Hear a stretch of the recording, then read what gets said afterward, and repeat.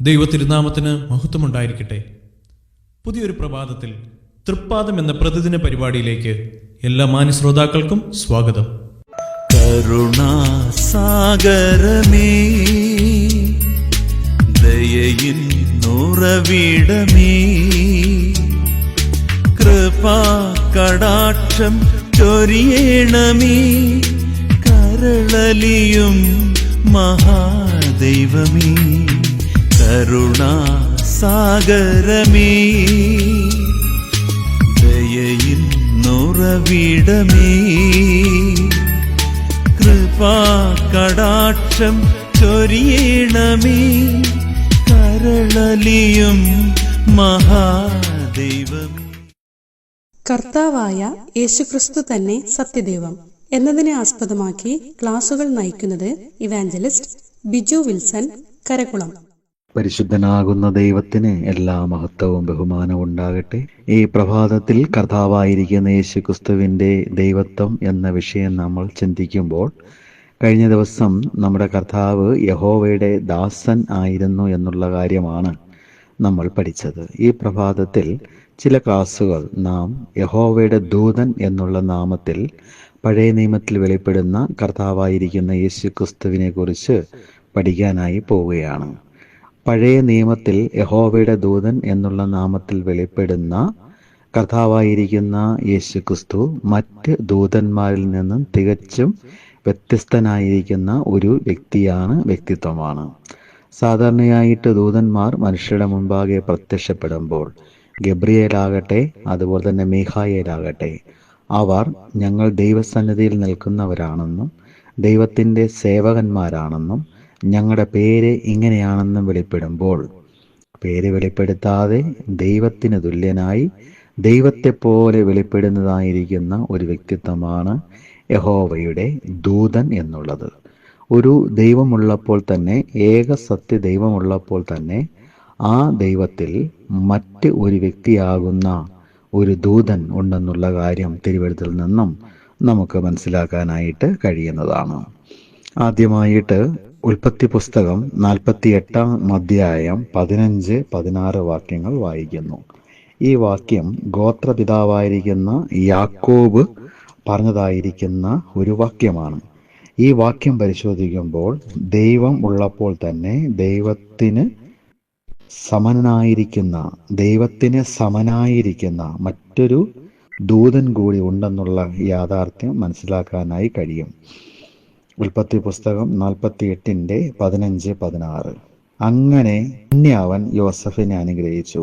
എൻ്റെ പിതാക്കന്മാരായ അബ്രഹാമും ഇസഹാക്കും ഭജിച്ചു പോകുന്ന ദൈവം, ഞാൻ ജനിച്ച നാൾ മുതൽ ഇന്ന് വരെയും എന്നെ പുലർത്തുന്ന ദൈവം, എന്നെ സകല ദോഷങ്ങളിൽ നിന്നും വിടുവിച്ച ദൂതൻ ഈ കുട്ടികളെ അനുഗ്രഹിക്കുമാറാകട്ടെ. ഇവിടെ രണ്ട് വ്യക്തികളെ കുറിച്ച് പറയുന്നു. ഒന്ന്, ദൈവം, സർവശക്തനായിരിക്കുന്ന ദൈവം ഉള്ളപ്പോൾ തന്നെ യാക്കോബിനെയും യാക്കോബിൻ്റെ മക്കളെയും പരിപാലിച്ച് വഴി നടത്തുന്നതായിരിക്കുന്ന ഒരു ദൂതനുണ്ട്. ആ ദൂതനും ഈ കുട്ടികളെ, അഥവാ യോസഫിൻ്റെ മക്കളായിരിക്കുന്ന എഫ്രൈമിനെയും മനശ്ശയെയും അനുഗ്രഹിക്കട്ടെ എന്ന് യാക്കോബ് പിതാവ് അനുഗ്രഹിച്ചുകൊണ്ട് അവിടെ പറയുകയാണ്. ഈ പ്രഭാതത്തിൽ നമ്മുടെ കർത്താവായ യേശു ഈ ലോകത്തിൽ വരുന്നതിന് മുമ്പ് ഉണ്ടായിരുന്നവനാണ്. യഹോവ എന്ന നാമത്തിൽ അവിടെ നിന്ന് വെളിപ്പെട്ടു. യഹോവയുടെ ദാസൻ എന്നുള്ള നാമത്തിൽ അവിടെ നിന്ന് വെളിപ്പെട്ടു. ഇവിടെ യഹോവയുടെ ദൂതൻ എന്നുള്ള നാമത്തിൽ വെളിപ്പെടുകയാണ്.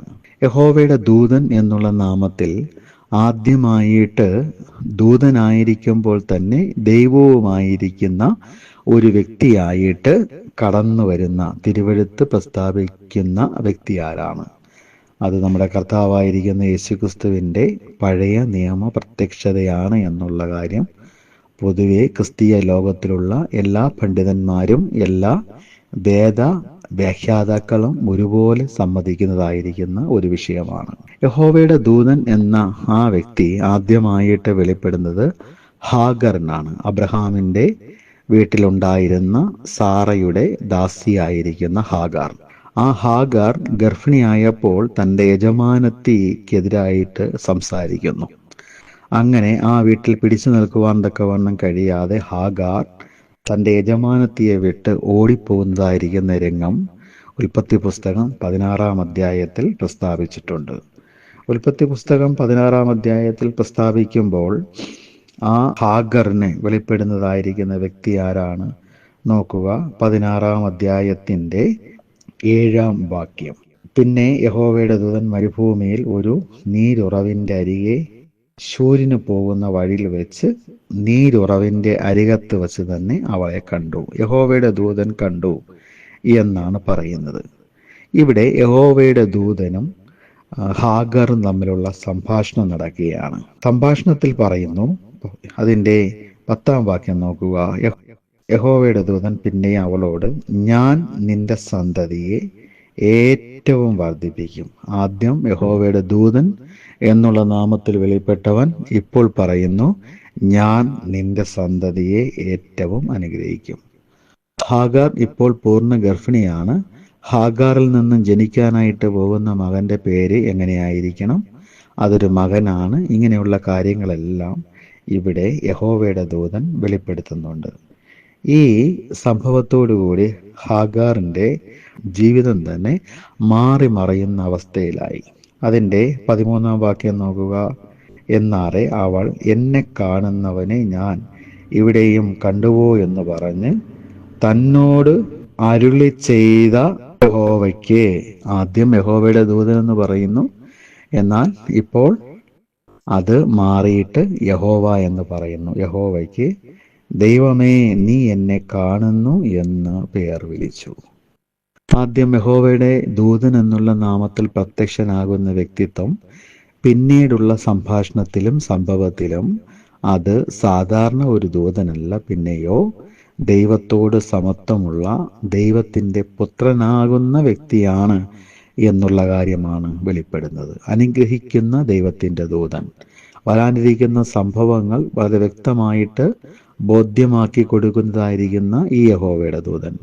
ഈ യഹോവയുടെ ദൂതൻ പഴയ നിയമത്തിലെ കർത്താവായിരിക്കുന്ന യേശുക്രിസ്തുവിൻ്റെ പ്രത്യക്ഷതയായിട്ടാണ് പൊതുവെ പരിഗണിക്കപ്പെടുന്നത്. ഉപദേശപരമായി അങ്ങനെ ചിന്തിക്കുകയും പഠിപ്പിക്കുകയും ചെയ്യുന്നതിൽ ഏതൊരു തെറ്റുമില്ല. വീണ്ടും ഹാഗറിന് കർത്താവായിരിക്കുന്ന യേശുക്രിസ്തു എന്ന യഹോവയുടെ ദൂതൻ പ്രത്യക്ഷമായതായിട്ട് 21 അധ്യായം 14 മുതൽ 21 വരെയുള്ള വാക്യങ്ങളിലും കാണാനായിട്ട് കഴിയും. ആദ്യം യഹോവയുടെ ദൂതൻ എന്ന് പറയുമ്പോൾ അതിനുശേഷം ദൈവം യഹോവ എന്ന നാമം ഈ ദൂതനെ വിളിക്കപ്പെടുന്നതായിട്ട് കാണാനായിട്ട് കഴിയുന്നതാണ്. അതുകൊണ്ട് നമ്മുടെ കർത്താവായിരിക്കുന്ന യേശുക്രിസ്തു മഹാദൈവമാണ്.